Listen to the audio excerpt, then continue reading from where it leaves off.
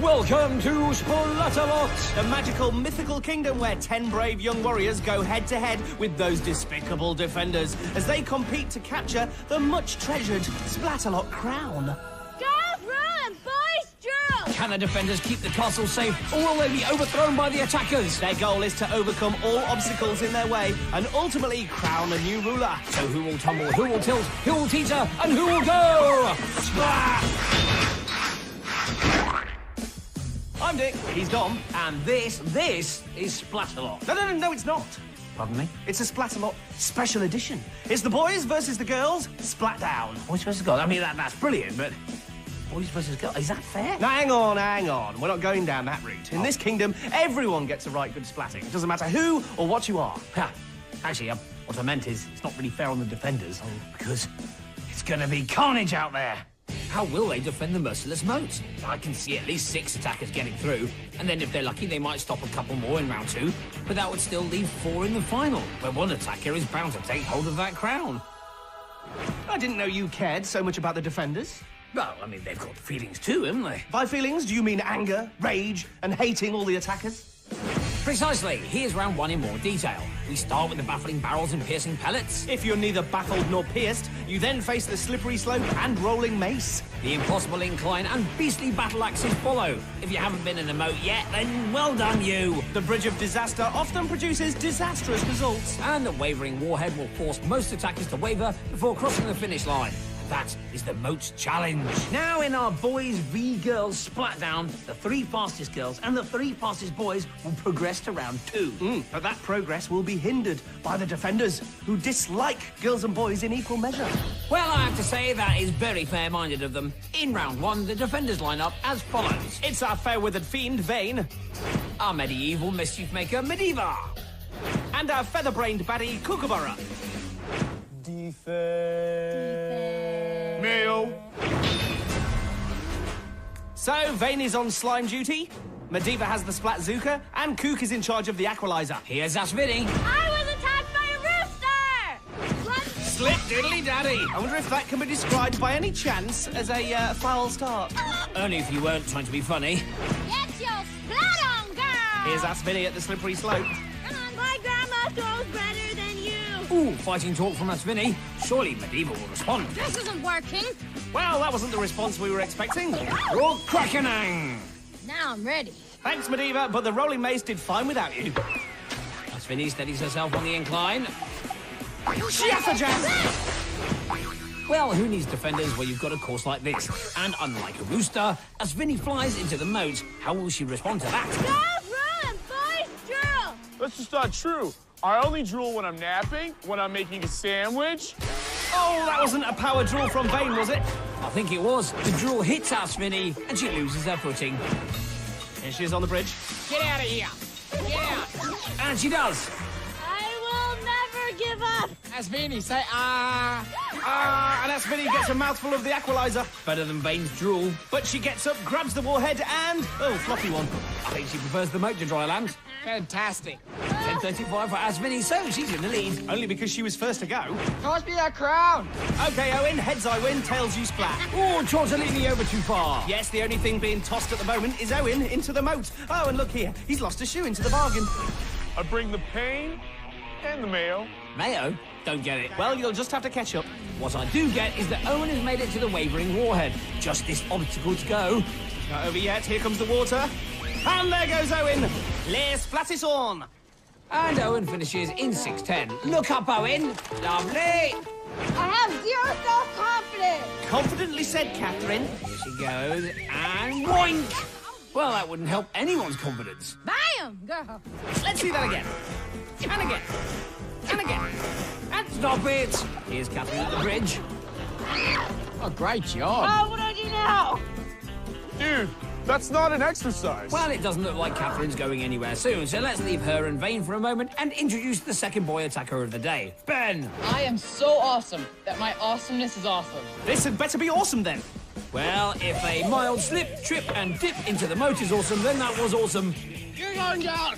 I'm going down? Do you know who I am? She's such a diva. There you go. Lobster lover! Sorry, Ben, you're going down. And And there's Ben's awesomeness for all to see. Truly awesome. Now, how's Katherine doing? Do you need a spot, or...? I am woman, hear me splash! Ooh, Bobby Bash box. See, that's what happens when you don't use a spotter. But Catherine's conquered her lack of confidence with a time of 7:58. Oh, what a great going there. Awesome Ben now doing battle with the beastly battle axes. You're going down! So it all goes wrong here, which leads to this, that, and finally, the other. Defense! Ben's made it over the bridge, but Kook is really showering him with that equalizer. Dick, how do you see this playing out? Quite literally. Well, quite literally, he swings forwards, bounces back, swings forwards, bounces back, swings forwards, and slides into the Chihuahua marbles. Thank you. And after all that, Ben finishes in 8:41. Here's our next boy attacker, Tyson. Cue another awesome battle cry. Bananas! Oh, sorry, we have no bananas today, Tyson. Just slime from Vane. Good balance so far on the axes. Oh, but floppy wompy! Now that was awesome. Oh, look, we do have bananas. Yes, and not for the first time. A banana has led to someone's downfall. How true, but Tyson finishes in 5:09. That's what you get! So that's 3 boys and 2 girls so far in our Boys v Girls Splatdown. Remember, on today's show, the 3 fastest boys and the 3 fastest girls will be going through to round 2. So far, Tyson's the fastest boy with 5:09, and Catherine's top girl with 7:58. But that could all change in the second half when our remaining attackers take to the course. And this time we'll have 3 girls and 2 boys who are more than ready to do Splattle. Splattle, I like it. So, at the halfway stage, let's see how our Boys v Girls Splatdown is shaping up. The battle cries tell us a lot. For example, here's Ben's. I'm so awesome! Even my awesomeness is awesome! And here's Catherine's. I have 0 self-confidence. So obviously it follows that Katherine was much faster than Ben round the course. But that doesn't really matter because at this stage the girls are actually competing against each other, not the boys. You see, the 3 fastest girls go through regardless of what times the boys post, and likewise for the boys. So in this round it's like there's a boys tournament and a girls tournament. Exactly, as our leaderboard will now demonstrate. There we are.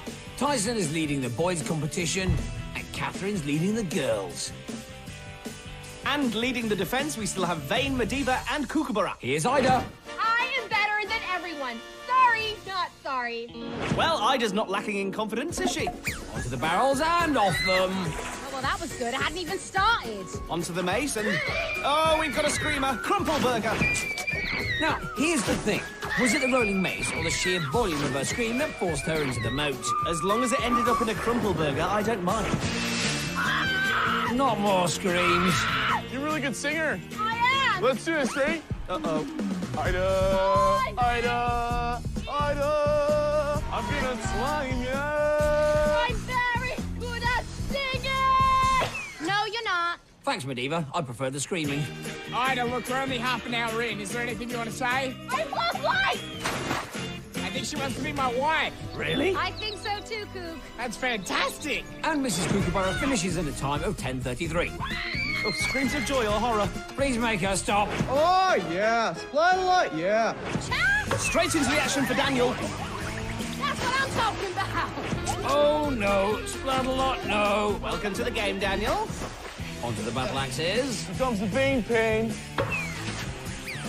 Nanky fact. Oh, yes, the pain from Vane is mainly in his aim. Accurate spatting from Vane and tremendous splashing from Daniel. But despite all that, Daniel finishes in 4:10, the fastest so far. All quack popples. What a welcome from Mediva, and it looks like Nina's found a new friend. There it is, her very own slime ball. Oh, he team. Nina, who's the boss? Nina and her new slimy pal there, heading down the incline. Mediva's the boss. Nina's the boss. Well, this exchange between Mediva and Nina is getting pretty exhausting. So exhausting, in fact, that Nina has had to call it a day. Nerds rule. Yes, Jayson, but will you rule the rolling mace? Whack up, whack attack! Does he rule from this angle?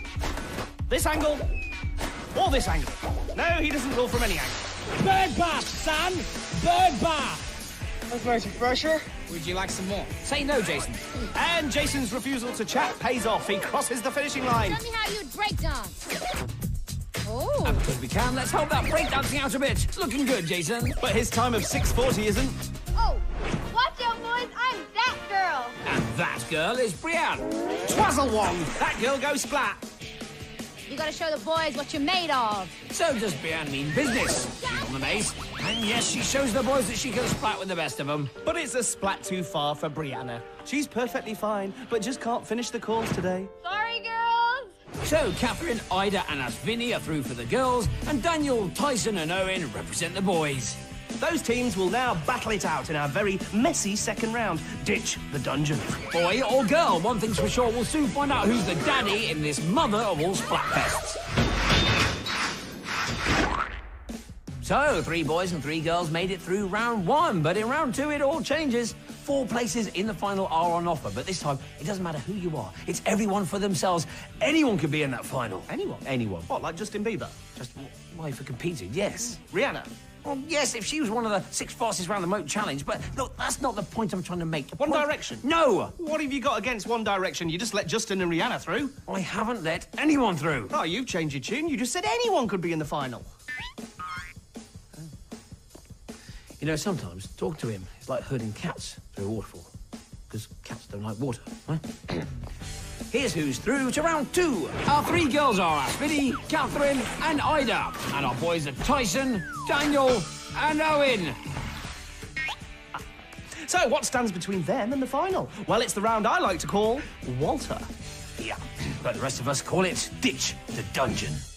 So Walter begins with the attackers making their way over the slippery splatwalk, which leads to the loathsome ladder. They must head to the top while fending off the defenders, who have all manner of grimy weapons. Once at the top of the dungeon, the goal is to claim one of 4 flags, each representing a place in the final. Well, when you put it like that, it sounds almost impossible. It almost is.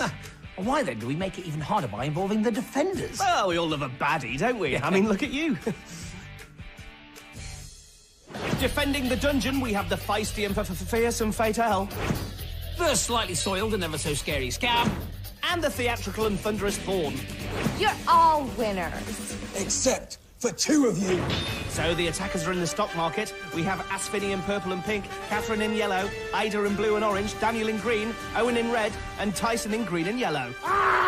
Don't forget Scab with his yell, Thorn with his slime stick, and Fatal with her foam cannon. And they're off! Once out of the stocks, they head to the gate. And Tyson is flying. Oh, but not for long, and the rest have caught him up. That's what happens when you're a keen mustard.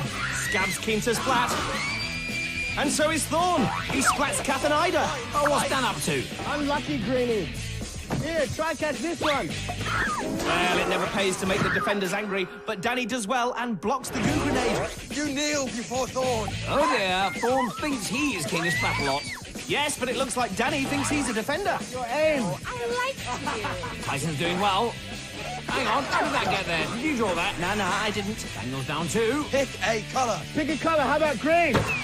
And true to his word, Scab takes out our green guy, Danny. But then Danny takes out Tyson and Ayda. Yes, it's a 3-for-1 special at Splatalot. Hi, Katherine. Sorry, Fatal, you're going to have to try a lot harder than that. Katherine's certainly not going to fall for... Oh, yes, she has fallen.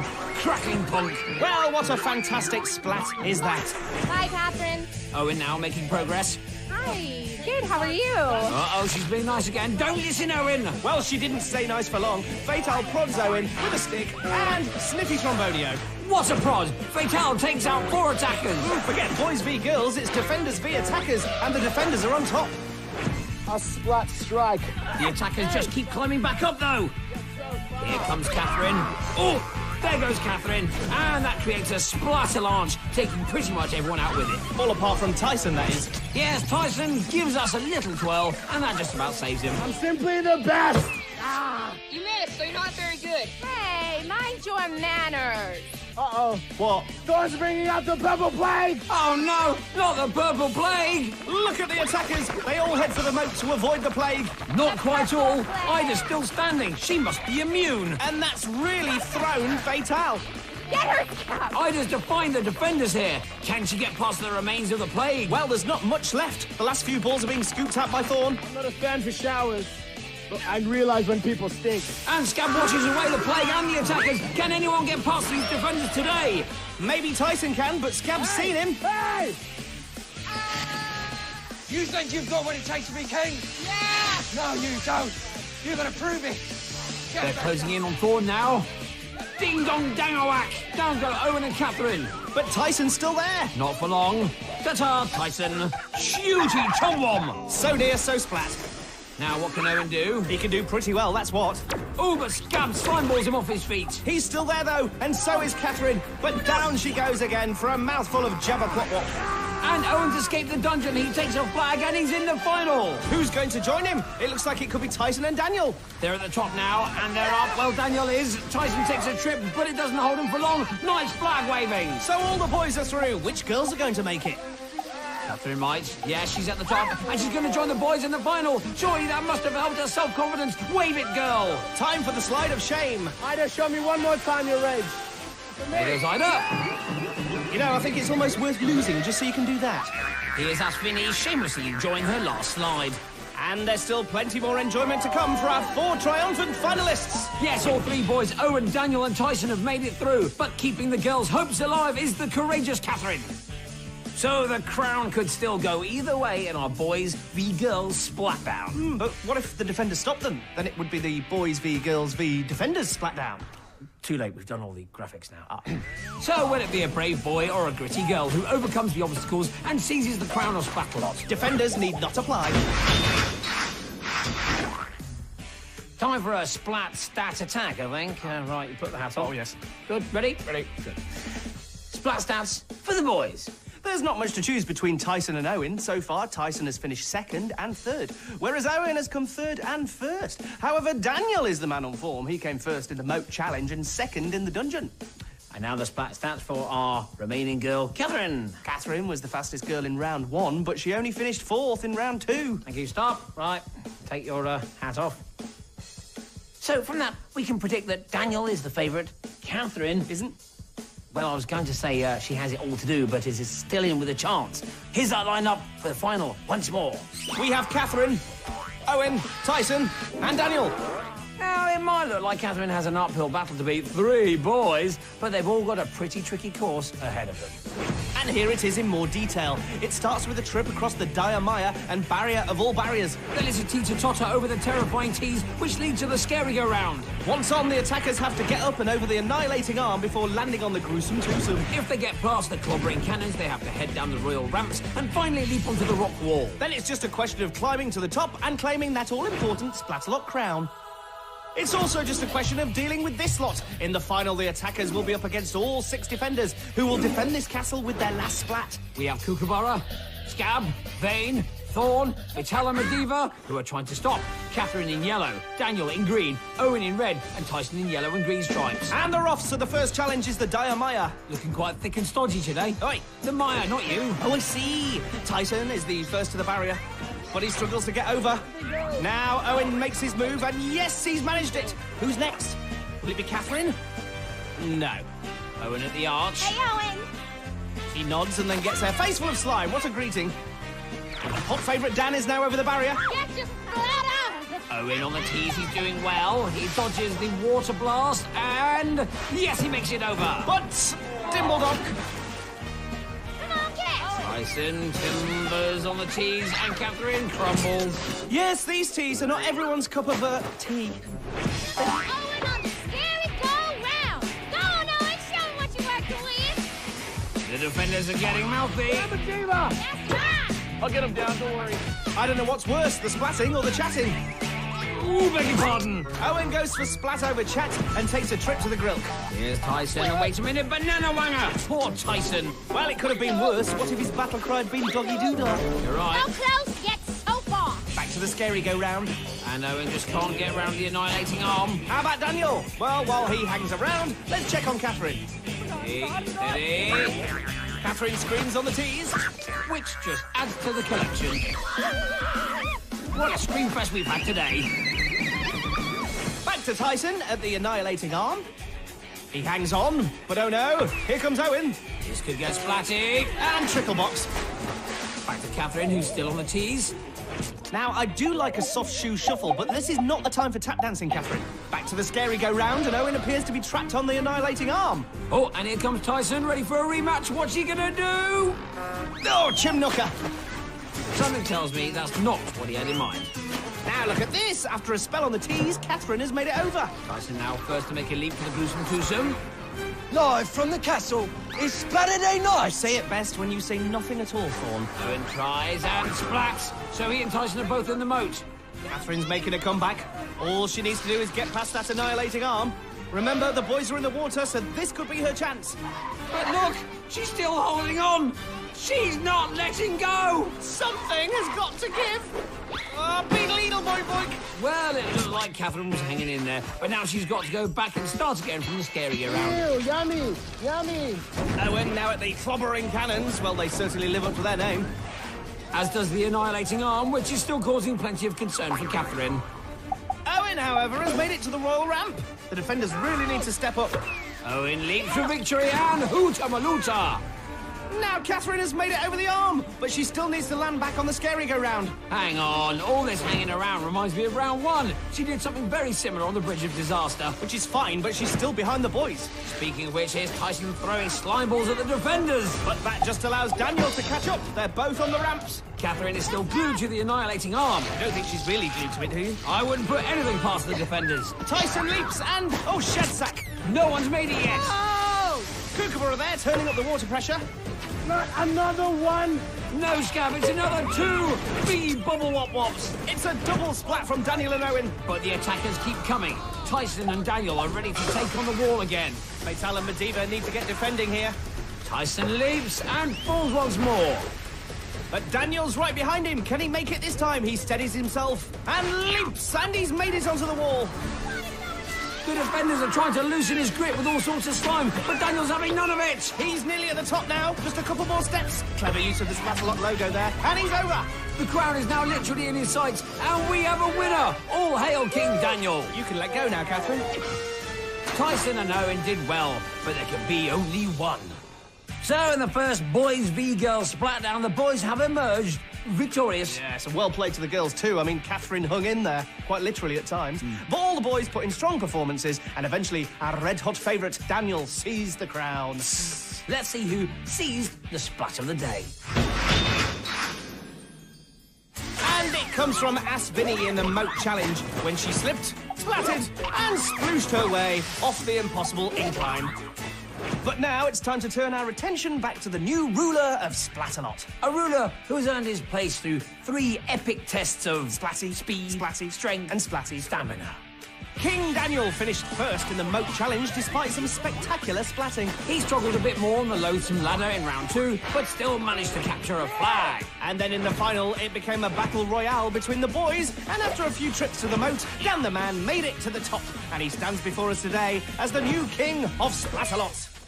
My first act as King of Splatalot is to have one of you thrown into the moat. I wish I could do it to all of you, but today it will be you, Scab. Right. You rock. Bad news for Scab. But great news for Splat fans everywhere. Here he is in the Splatterpult. Take it away, Scab.